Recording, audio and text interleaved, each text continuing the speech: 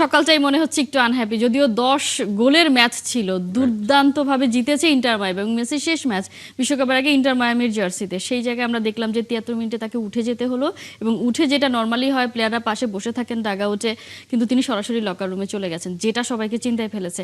এবং মেসির এই বছর আমরা দেখেছি তাকে ইনজুরি বেশ ভুগিয়েছে, মানে তিনি খুব যে খেলেছেন পুরো 90 মিনিট করে এমন ম্যাচ কম আছে। সেই জায়গা থেকে কি মনে হয় একটু কি চিন্তায় পড়ে গেল আর্জেন্টিনা? তা তো অবশ্যই, মেসির মতো প্লেয়ার যখন আপনার কিছুটা ইনজুরি বা একটা কনসার্ন থাকবে, সেখানে তো আসলে টিম ম্যানেজমেন্ট যারা রয়েছে এবং আমার কাছে মনে হয় যারা ফ্যান্স রয়েছে এবং আর্জেন্টিনার যারা দর্শক রয়েছে সবার জন্য কিন্তু কিছুটা হলো হতাশার। এখন পর্যন্ত কিন্তু মেডিকেল রিপোর্ট আসলে পাওয়া যায়নি, মাত্রই আসলে ইনজুরিটা দেখা দিয়েছে এবং আমি যতটুকু দেখেছি সেটা হলো কাফ মাসেল ইনজুরি সম্ভবত।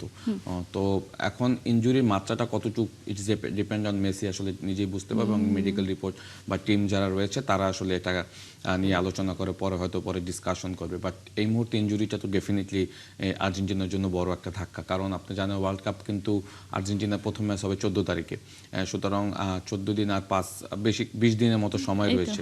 সো ইনজুরি, হোপফুলি ইনজুরিটা তেমন মেজর না, হ্যাঁ, কারণ 72 মিনিট পর্যন্ত খেলেছে, তারপরে কিন্তু সে নিজের থেকে, আমি দেখলাম যে চেঞ্জটা চেয়েছিল, হ্যাঁ, সে নিজের থেকে উঠে গিয়েছে। সম্ভবত সে হয়তো ভালো ফিল করছিল না বা হয়তো ক্রাম করে আসছিল মাসেল, হয়তো বড় ইনজুরিতে পড়তে পারবে এরকম একটা ধারণা থেকে হয়তো সে মাঠ থেকে উঠে গিয়েছে, এরকম কিছু একটা হতে পারে।